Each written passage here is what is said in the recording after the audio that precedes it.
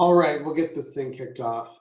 Thank you for joining the Veterans Healthcare Policy Institute for our discussion today on potentially a fifth mission for the VA. If you have questions that you'd like to ask during this session, go ahead and throw them in the chat or just raise your hand and we'll call on you for questions in the second half of the meeting.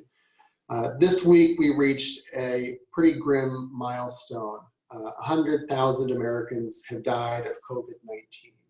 And even that number is probably an undercount from what the true cost of it has been. And when the global pandemic hit the United States, we saw hospitals unable to keep up with the surge of patients. But at the same time, many large hospital corporations were laying off workers due to loss of income from elective surgeries being halted. And at one point, America's private healthcare system was so overwhelmed that some corporate healthcare lobbyists were begging President Trump for the VA to implement its fourth mission more quickly. So what is the fourth mission? What are its other missions? Primarily, the VA has three ongoing missions. The first is, of course, to deliver care to veterans. The second, it is a research powerhouse based on its integrated nature, the number of patients that it has in one network, and the way that they can study and research has led to some pretty incredible innovations over the years in healthcare.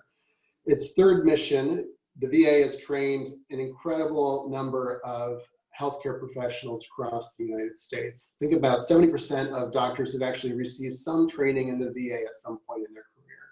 But the fourth mission, the one that was implemented earlier this year, is about the VA responding in crisis situations like the global pandemic as the emergency healthcare system for the civilian population. So we know that this crisis isn't over yet. It will probably be continuing for a long time, especially as we start to look down the road as a potential vaccine is developed, but that's going to take a while. So what we want to talk about today is how can the Veterans Health Administration be strengthened to better serve veterans, but also the rest of us as this crisis continues. So to help us answer these questions, we have brought in two leading veterans healthcare writers and just veterans healthcare experts at large. Philip Longman is a VHP advisory board member. He's the policy director over at the Open Markets Institute, a lecturer at Johns Hopkins University, and a senior editor at Washington Monthly. He served on the Commission on Care, which is a federal panel that was charged with creating a strategic plan for the future of veterans healthcare. He's written extensively on the topic, including his book, Best Care Anywhere, Why VA Healthcare Would Be Better for Everyone, which is now in its third edition. Stephen Ternowski is the author of Beyond the Iron Triangle, Implications for the Veterans Health Administration in an Uncertain Policy Environment. So gentlemen, thank you for joining us today. Thank you.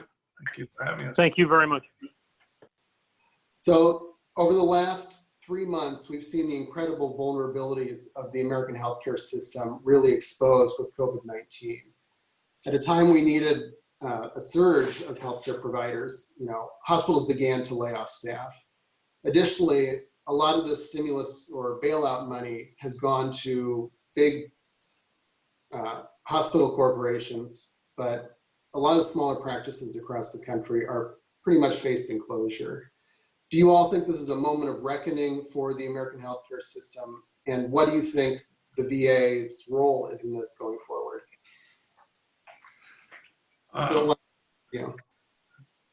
Well, thank you, Brett, and thank you for everyone on the line for dropping by. It's great, and I'm just thrilled to have such an audience assembled. I'm sure there's much I can learn from you guys, and I'm eager to learn. But here's where it looks like, what it looks like to me today from my little perch. So I have been trying to make the case for a long time, including in my book, Best Care Anywhere, that the VA needs to expand. It needs to not spend so much effort excluding veterans, but welcoming veterans of all stripes and kinds, and that maybe it should even expand to a larger fifth mission, which would be to be a government owned and operated healthcare delivery system for parts, at least of the general population. I have to say, frankly, that over the last 2 or 3 years, I've become so discouraged about, or had become so discouraged about the VA, its reputational problems that arose from the 2014 pseudo scandals, the inability of the mainstream media to really be able to get the story of what the VA was doing and how it was a quality leader. Our new president, all these things just made me feel like there was not much purpose in my putting much more effort into working the VA cause. But I do now see things coming together that at least open the possibility that we're in a new moment in which the Overton window, so to speak, the realm of the possible is widening. And Brett, you mentioned a couple of the really important things. One is we've had a national teach-in on how important it is to have surge capacity in the hospital system. We've been busy for a generation shedding hospital beds, rationalizing so-called the healthcare delivery system in the name of efficiency, to the point where we basically are running at 100% capacity all the time, and had no ability to ramp up for pandemics, emergencies of any kind. And huge parts of the country were just losing access to healthcare altogether, particularly rural America and many parts of inner city America. So we've now learned that that's a bad thing. And we've also learned from a generation experience that the private market will not maintain that surge capacity on its own because it's not profitable. Even so-called nonprofit hospitals have to mind their margins, and when they do, they try and get rid of as much capacity as they can. So this surge capacity is in the nature of a public good. It won't be provided any other way but through a public entity, I would argue. We've also had a national teach-in on the limitations, the severe limitations of our employer-sponsored healthcare insurance. You got 23 million people just lost their jobs, right? They lost their healthcare with it, right? We have a huge problem of access. We've also had this huge teach-in about the inequalities and inequities of the healthcare system itself, right? It's kind of epitomized by this moment when Mount Sinai Hospital in New York, hospital to the rich and famous, chartered Warren Buffett's private jet to fly over to China and load up on PPE, while in Queens, the local community hospital is just overwhelmed as healthcare workers are getting killed for lack of PPE. So the inequities within the hospital system itself between the high prestige, high margin hospitals that do so little to actually serve their local communities, and sort of heroic frontline hospitals that have been doing an amazing job. So this inequity, all this is coming together, I think, to create a moment where, if those of us who are friends of veterans health care can seize it, I think we have a moment where we can begin to have some traction on our ideas for expanding and reforming VA healthcare that just were not there before. And Steve, do you think that this is the same kind of moment along with Phil? Do you think the VA, in addition to that, do you think the VA was ready after years of kind of being assaulted by Congress and privatized over and over again? I do. Thank you very much, everyone, for allowing me to speak with you. I'm sorry I'm not there with you visually, but I'm very looking forward to this conversation. I've been looking at these issues for probably the better part of a decade with various jobs I had at VHA, and also in 2014 when the department selected me to go away for a year of focused research and writing, and that's where I had wrote that monograph, where I had grappled with what I had encountered as an employee and the destabilization that was occurring in what had been a very stable post-World War II policy consensus. And for those who haven't read the monograph, it was the abrupt change after about 2010 in the congressional discourse surrounding the VA, the diminished influence of the veteran service organizations to push their agenda and the agenda of their their membership and their leaders as they had been able to do for 60 years, pretty much unchallenged. The change in the veteran distribution around the country as we close in on 50 years almost since we went to the all-volunteer force from the hybrid draftee volunteer force. And the fourth was the influence of private healthcare actors into a policy space which had remarkably little of that as far as lobbying or corporate expenditures. So those were the things that I had identified as the big changes. What this shows, this situation shows, is as Phil had said, the importance of the surge capacity. But it's more than just the surge capacity. It's the physical infrastructure as well as the personnel. And in my other part of my life, I'm a lieutenant colonel and a commander in the Army Reserve, and we bring infrastructure physically with that, but the personnel are borrowed from other places within the American healthcare system.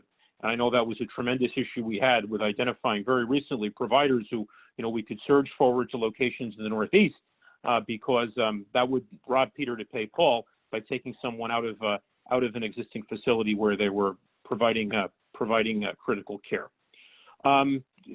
Speaking on the fifth mission, as Phil said, I think what makes this moment unique is to keep the value of that infrastructure has been seen, but with the changes in the distribution of the American veteran population over the past 40 years, the areas where we may need that infrastructure the most are also the areas where we are seeing an acute vanishing of the existing veteran population to serve. And so how do we maintain that infrastructure? How do we maintain that surge capacity? How do we maintain those research programs and those academic affiliations with top tier medical schools and research universities?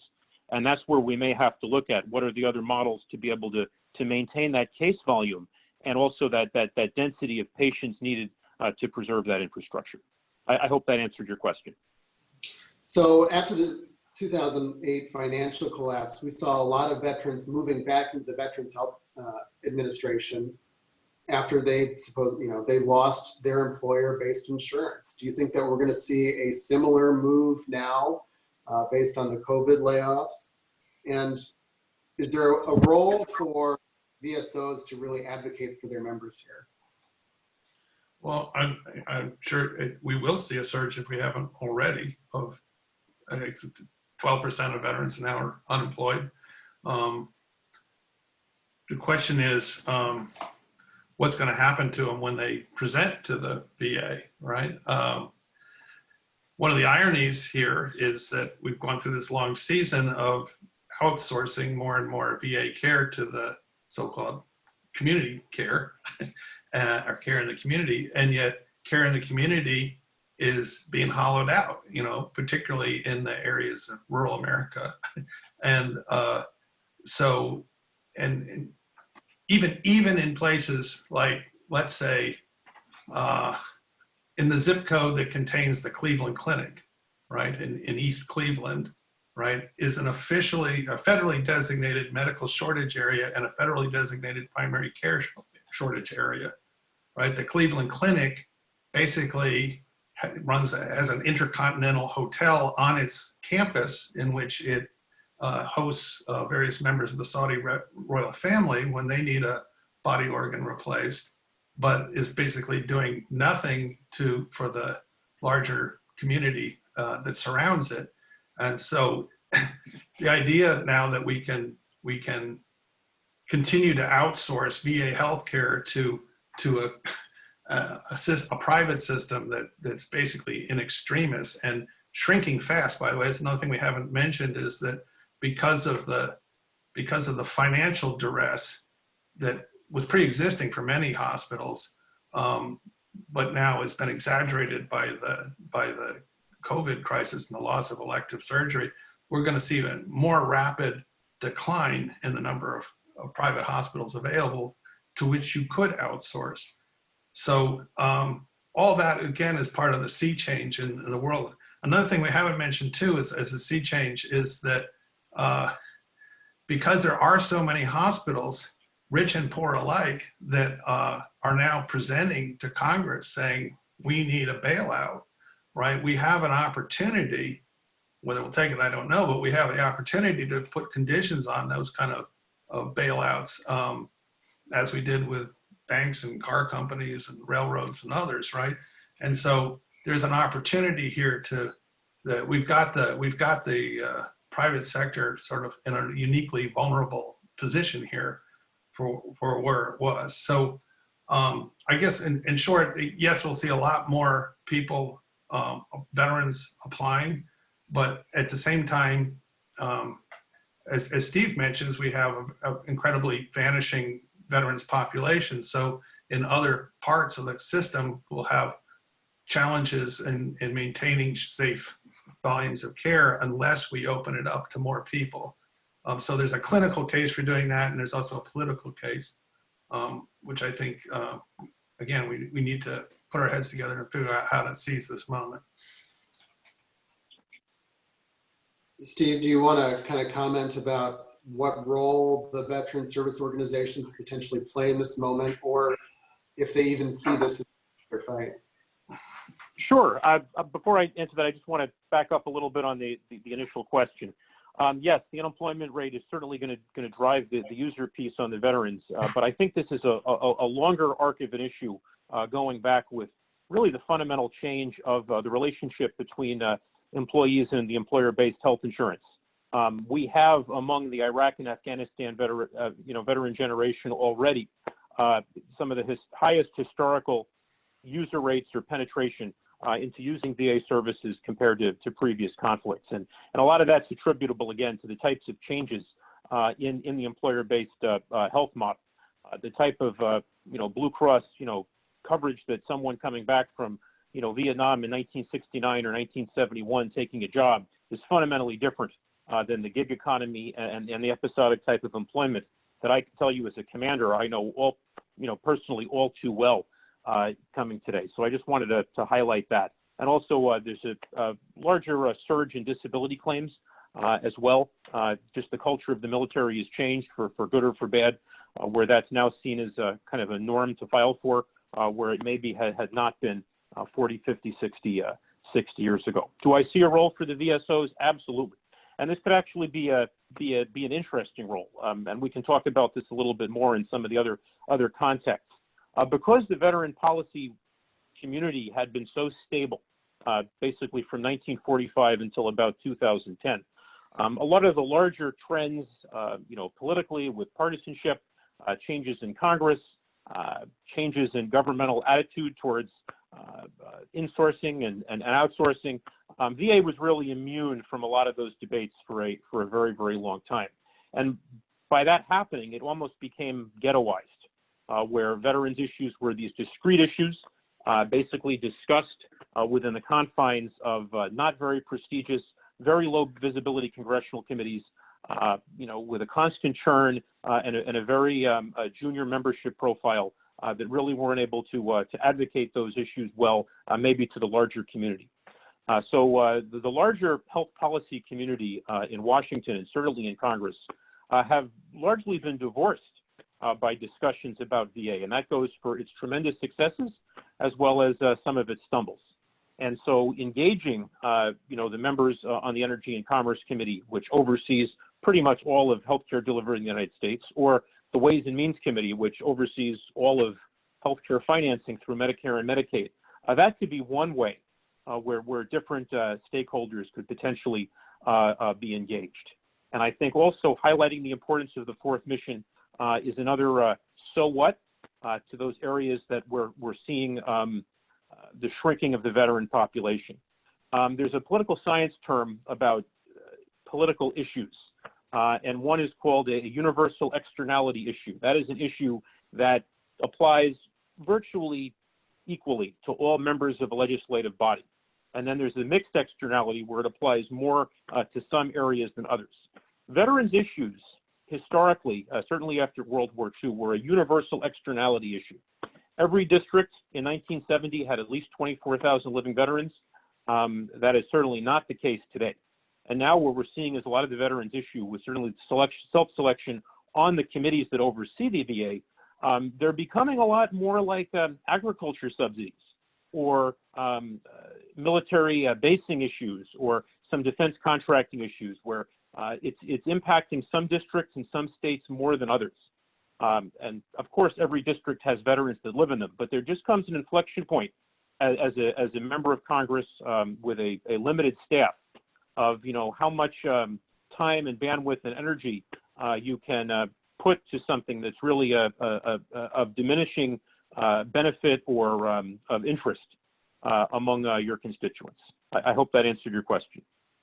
So something that VHPI called for in an April column that we published at The Hill was expanding, like what Phil has said, expanding healthcare to veterans and their families. And Phil, I believe that's something that is not even new for veteran service organizations. The American Legion actually had brought that up for many years on their platform. Is that right? You're breaking up, Brett.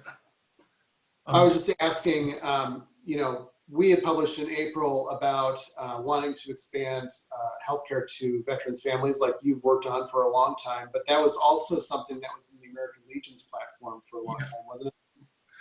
Yeah, the American Legion, going back, I think at least a decade, has been at every one of their annual conventions. They've had taken a vote on their legislative agenda and opening up VA healthcare to spouses of qualified veterans has been part of their agenda for a long time. This is different. This is generational change, right? Because some of us are old to remember, Secretary Gowinski, was it, in the first Bush administration, that dared to broach this idea and got railed out of Washington instantly. But at least elements of veterans service organizations see the wisdom of this, and it makes sense. It makes clinical sense. You just think of a 70 or 80-year-old veteran and his wife. They have all kinds of comorbidities, and it's difficult for them to get to the hospital or to the doctor. So it makes clinical sense to treat them as a couple and teach them to help each other, right?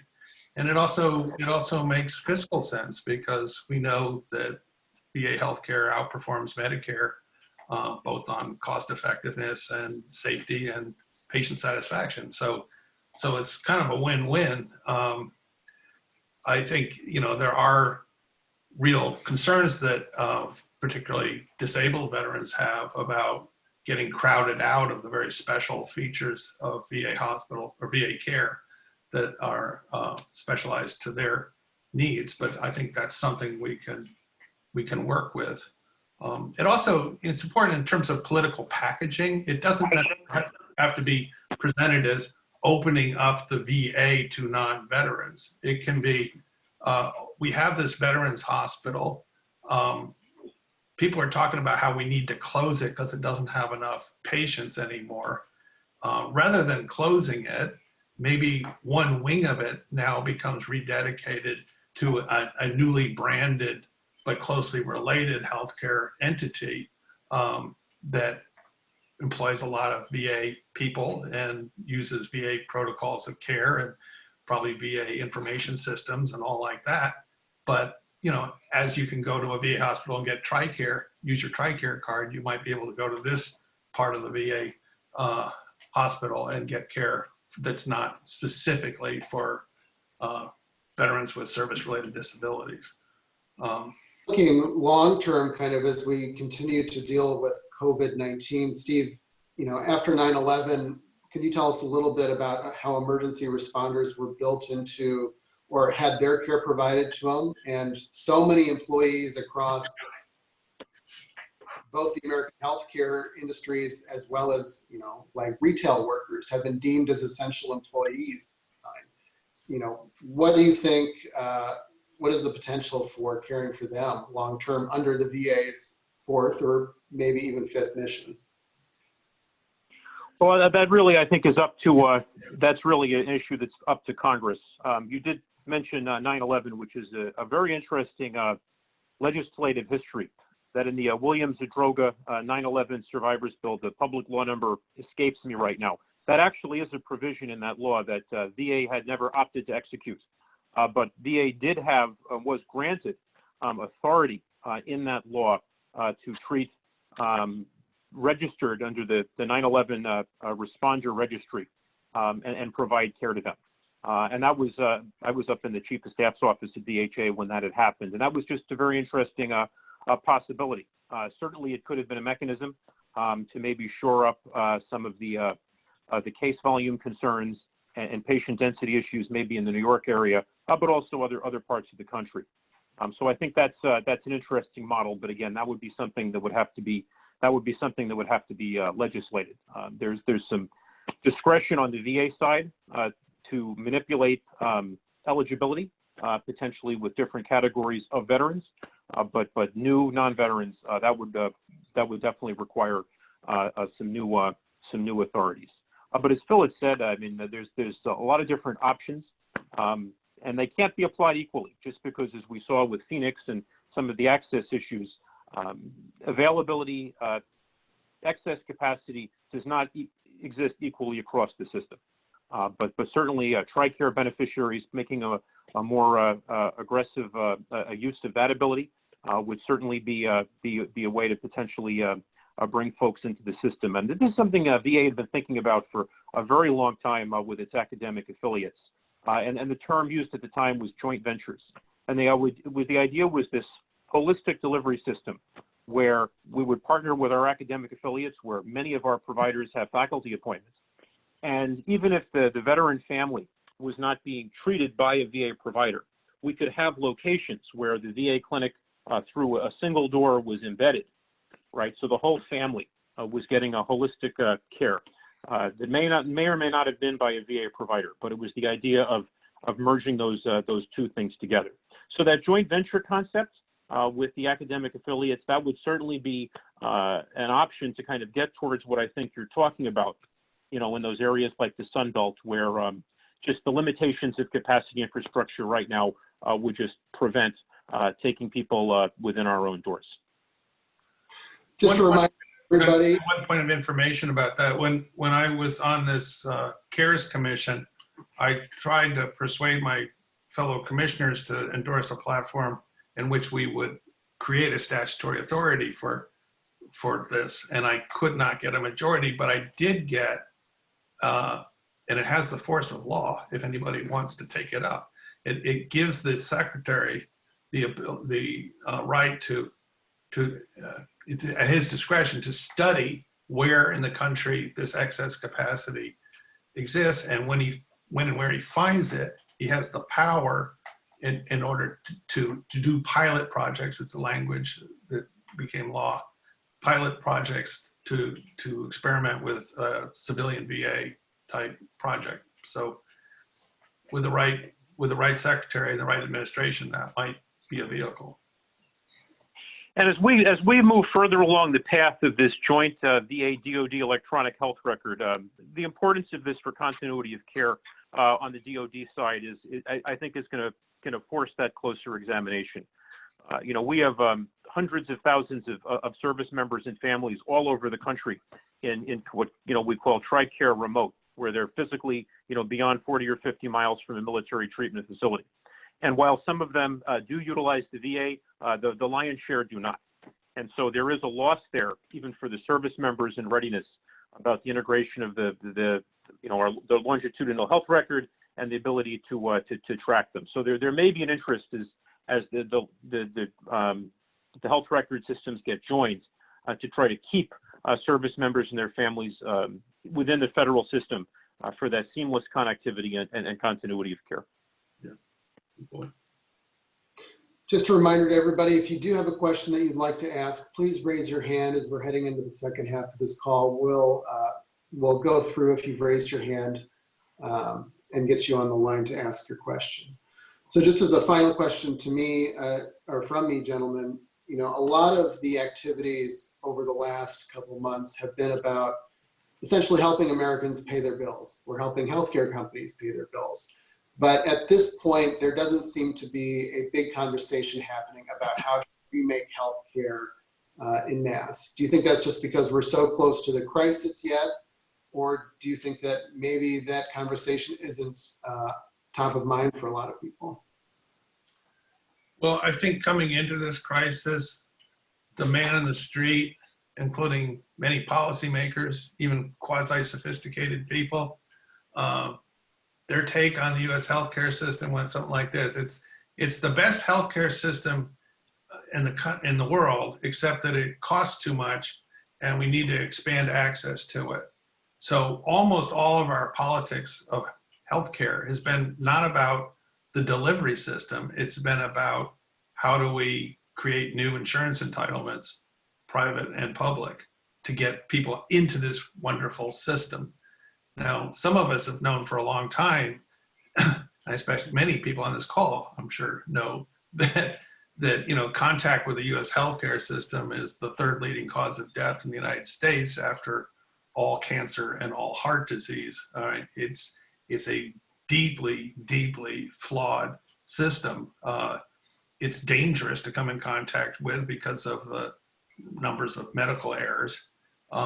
It's also, it's poorly focused. It's focused on acute care and not on disease management, not on prevention, not on population health, which is why we can spend more money than any other country on the planet per person and get these really pathetic and mediocre mortality tables. It's because we don't do the kinds of public health, whole person, whole population health. So I think we've gotten a huge education, or at least a lot of people have in the last several months, about how when you look at who lives and who dies with coronavirus and where, right? And we see that these huge socioeconomic determinants of health that leave, lower income African Americans, for example, so much more vulnerable to dying from the same disease as other people have, and how it's not really who gets on the vent and who doesn't that determines who survives, right? I think I remember seeing a statistic out of a consortium of New York hospitals that the mortality rate of people on the vent was north of 90%. So by the time you're on the vent, it's way too late. And all kinds of people get this disease, get this exposed to the virus, but whether they get whether they become acutely ill to the point of needing a vent has to do with things like, do they have pre-existing diabetes? Do they have pre-existing high blood pressure?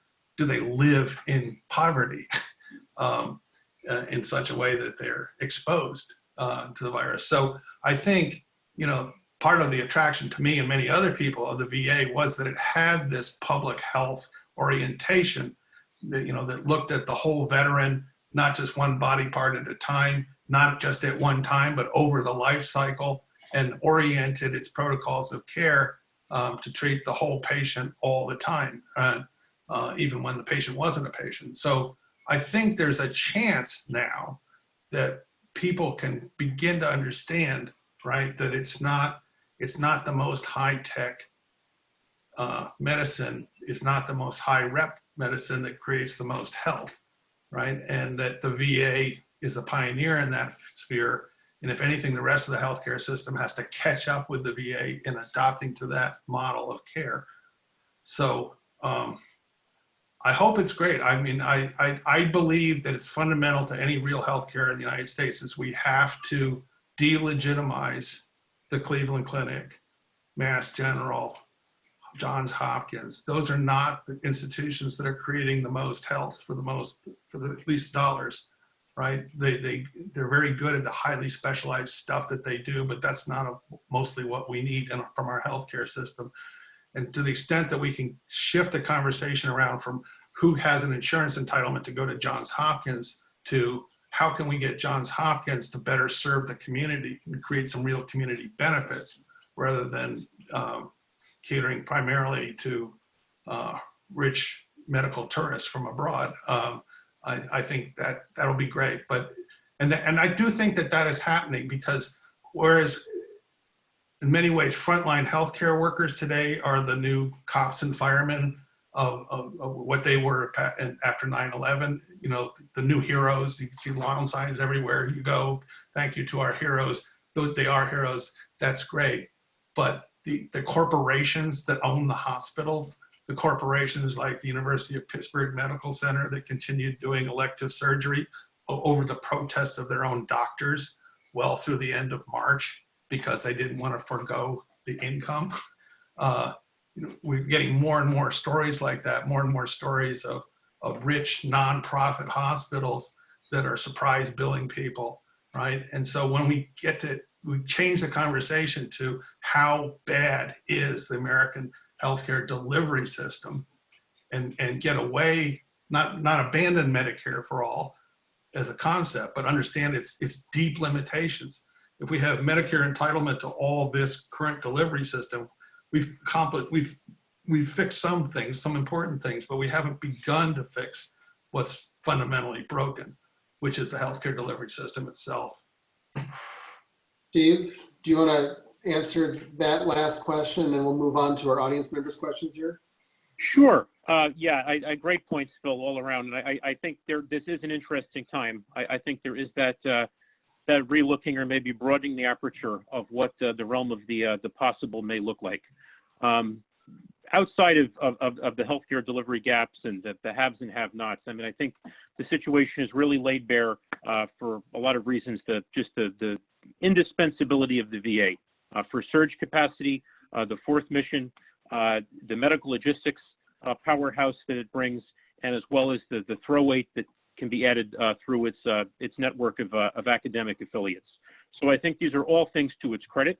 At the risk of sounding, self-serving, Dr. Richard Stone has brought some tremendous innovations to take this even further as the executive in charge for VHA. As Suzanne had written that article a couple of weeks ago, he identified the gap. He reconstituted the Healthcare Operations Center, which is, as Phil said, this provides an ability to have a real-time public health focused tracking system of system capacity, equipment, personnel availability, and beds from a national holistic way. And that was really great. The challenge, I think, is that while this may be an opportunity, it can also be a missed opportunity. And that gets back to a comment I'd made a little earlier, where the veterans' policy issues are essentially ghettoized within the walls of Congress in a way that DoD healthcare or some of the larger private sector systems are not. And so the challenge is, are those policymakers going to have a seat at the appropriate table where we can, the lessons learned and the value add of VA could even discussed? Are they even on the menu for consideration? And that would be the particular gap. I cannot overstate the churn and the turnover on those committees. I believe on the Democratic side, there are only 3 members left who were even on the committee when the Mission Act was passed, which was a massive transformative piece of legislation. So there is a potential loss there of that institutional knowledge and for that engagement. So while I'm optimistic, I also want to highlight that there's also a potential for some of these great lessons learned to fall through the cracks. Thank you. Thanks. And our first question is going to be from Victor Madsen. Let's see. So Victor, you are unmuted.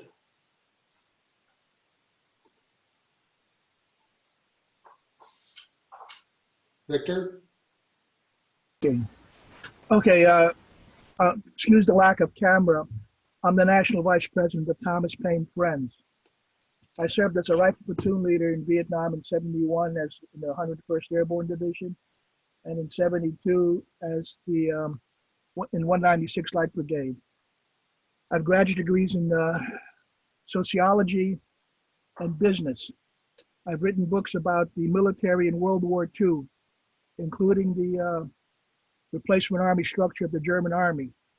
I did a peer-reviewed article, Effectiveness and Cohesion of the German Ground Forces in World War II in 1978. One of the points I want to make, well, let me start with the question. The question is, why don't you expand medical coverage to include wives and children of veterans? The VA system currently has about 7 million users out of 20 million veterans, so it would seem a logical next step to to use the capacity. This is something that I suggested to several members of Congress. So that's the question. Now, I'm a lifetime member of the Disabled American Veterans, Vietnam Veterans of America. I serve as a service officer in the VFW in Eastern Pennsylvania. I do 2 emails a month. The Lehigh Valley has 62,000 veterans. That's according to VA numbers. That means there's about 255,000 members of veteran families.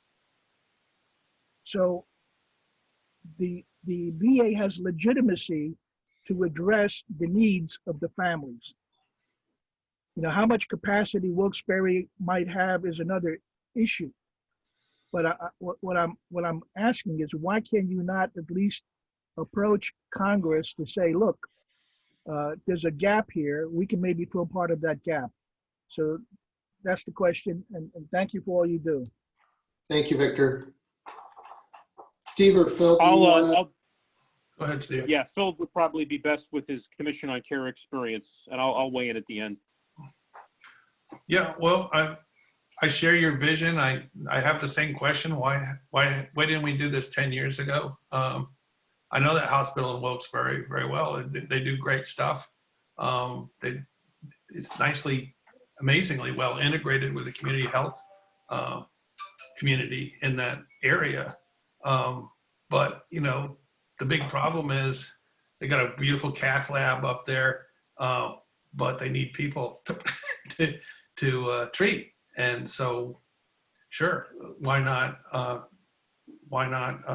wives and children to start with? By the way, I mean, just to connect one dot, right? We know now that we need all this surge capacity. We know the private sector won't provide the surge capacity because it's expensive. It subtracts from margins. But if you're going to have the VA maintain this surge capacity for between pandemics and between catastrophic disasters of various kinds, right? I mean, literally, you're going to have hospital beds, hospital personnel, cath labs, and things like that standing around empty, and that just doesn't work in medicine, right? You can't maintain your license if you're not actually practicing a certain volume. So what's the solution, right? Between disasters, treat the community, right? And everybody stays practiced at what they do. When the disaster comes, we might have to have a priority 9, 10, 11 sort of system, right? Where you might not be, if there is a need to ration care, the vets always come first. But while there isn't a disaster, why would we have all this great infrastructure and capacity sitting around doing nothing? It just makes too much sense not to do. Steve?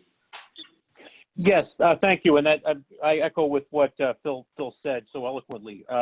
You know, from an advocacy standpoint, I mean, that fourth mission and what we've seen, what's been laid bare, that probably would be something for advocates in many areas of the country to maybe lead with now, right? I think that's I think that's a very important thing that will connect, you know, in a way that it hasn't. Because as I painfully learned, you know, during my research for Beyond the Iron Triangle, you know, what traditionally worked, that emotive, you know, kind of take care of the veterans approach, it doesn't get the mileage it used to get. It just doesn't, because of, again, demographic changes throughout the country, and the limited attention that a more diverse group of people in the Congress are putting on it. It doesn't pack as much punch as it once did.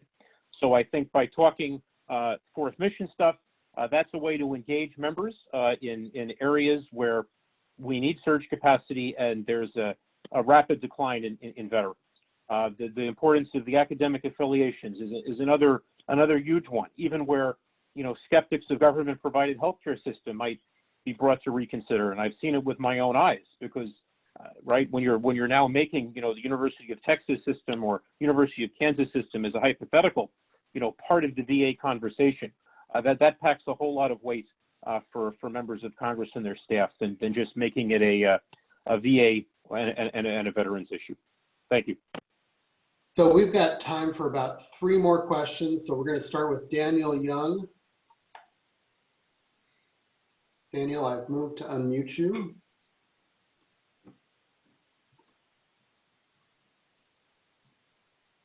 Hello, thank you for taking my question. Hello to everyone, and thank you for participating in this very important talk. I'm very opposed to the use of the VA to treat civilians. I think that they're completely ungrateful, by and large, to veterans, and they don't deserve to be able to come in and flood our system with their care issues. And I've stated in the chat room that those people should be advocating for universal health care. First of all, anybody who's a veteran of any stripe should have care at the VA.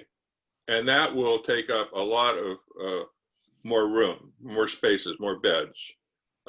Secondly, their families should be eligible for care in the VA. Shout out to Palo Alto VA healthcare system. They've done a marvelous job for me, and I couldn't be happier. Compared to the private healthcare system in Santa Cruz, it's abysmal. Santa Cruz private healthcare system is abysmal. And I'd much rather go to the VA because they respect me in a way that private care facilities do not, and I'm just a number to them, and they get the billing all messed up. And if I'm put in the same category as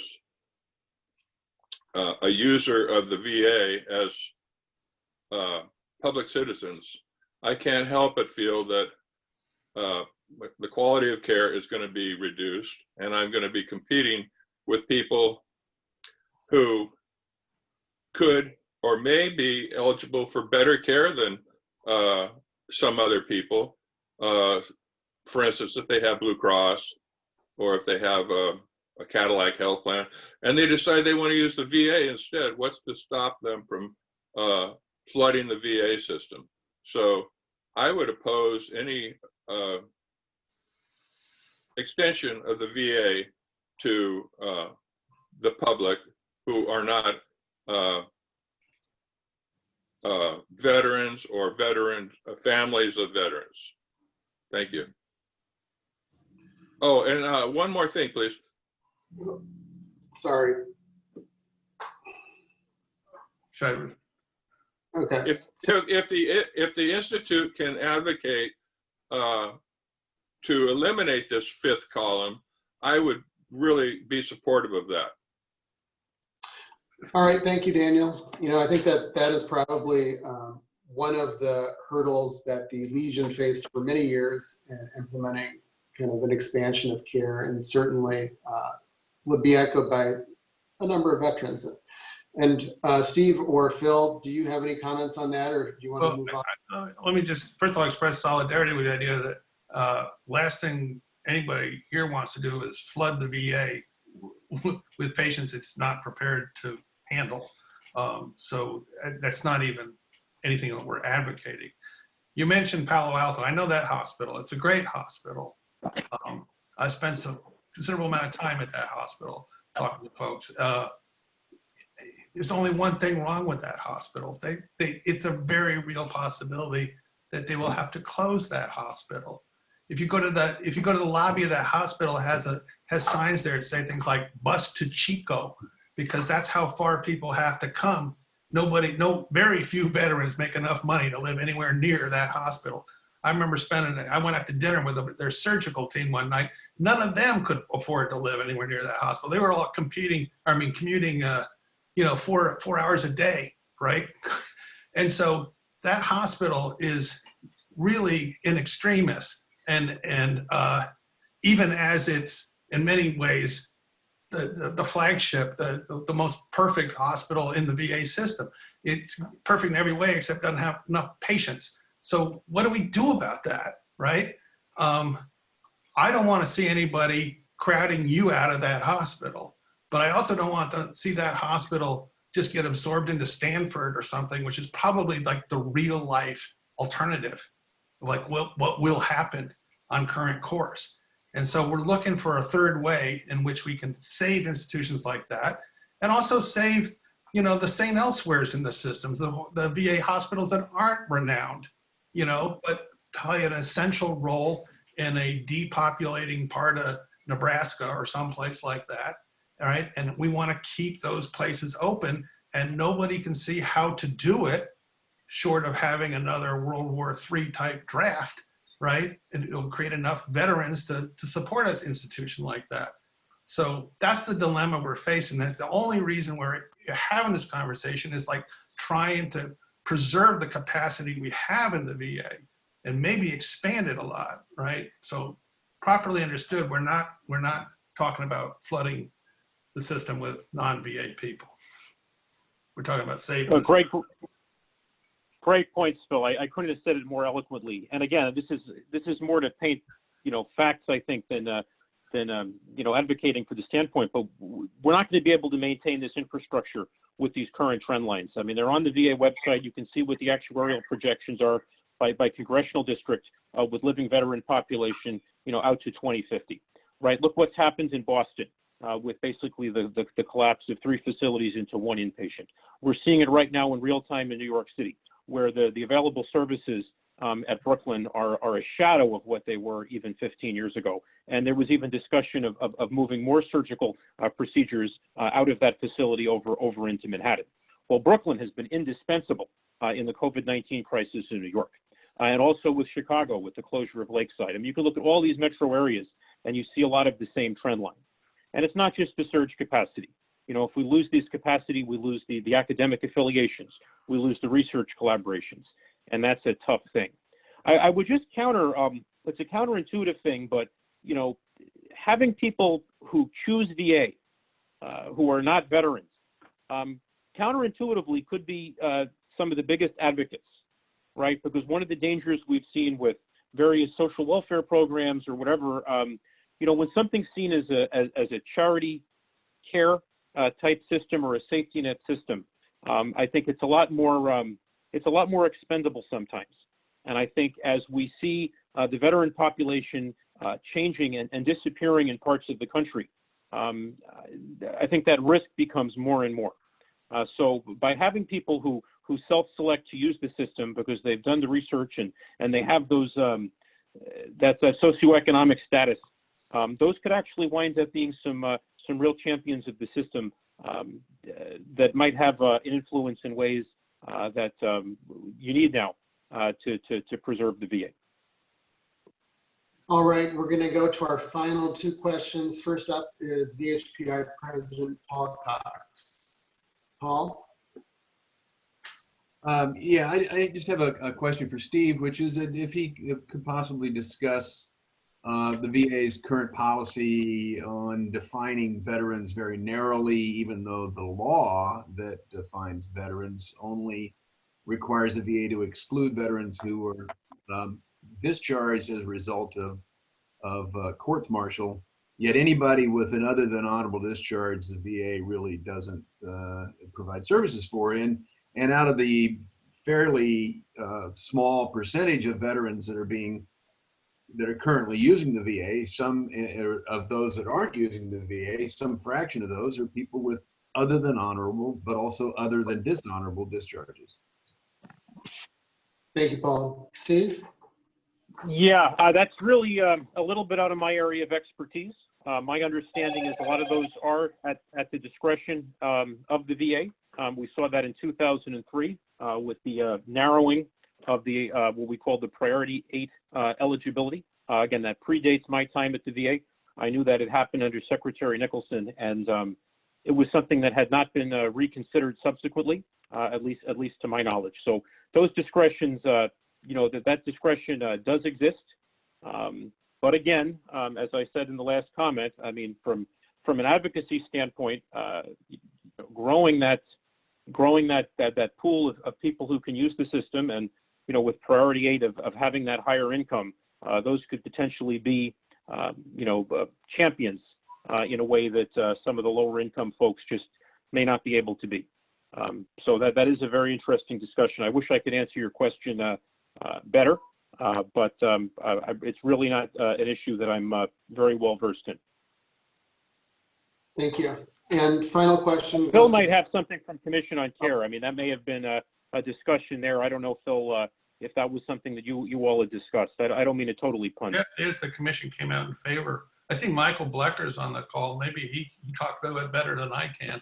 He's done great work in championing this particular proposal. Michael, do you want to speak to this? Well, it's unless you really sink your teeth into it, it can be very complicated between how they distinguish it. But the VA is being more active in providing certain sort of urgent care, healthcare, but also some of the homeless services that they do with the rapid rehousing and the Section 8 program with HUD called VASH. And they're making that available to veterans who are other than dishonorable. And again, that's that's a definition that is part of the VA where you can get them to, shift that. But they're making that kind of care more available despite this, the discharge characterization. Yeah, that's what I thought. All right, thank you. Suzanne, are you the final question? Yeah, I can you hear me? Kind of an echo going. Yeah, I don't know Mute your sound. why that is. Wow. How do I get?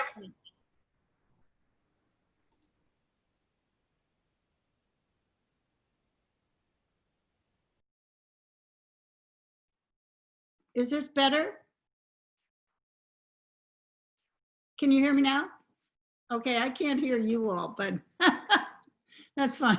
So I guess I really wanted to make more of a comment than a question. I just think this has been such a great and interesting discussion.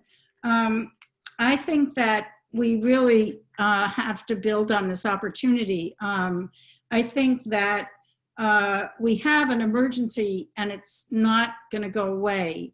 And even if it goes away, we have a national emergency of hospital closures. As Phil has said, we have a national emergency of the closures of primary care practices. We have a national emergency of people who don't have health care. And I think we can make the argument that the fourth mission or fifth mission really has to continue. You know, it can't be, I don't know, if they have a vaccine, this is not going to go away. I mean, those hospitals are not going to, if they close, aren't going to come back immediately. The primary care practices aren't going to come back.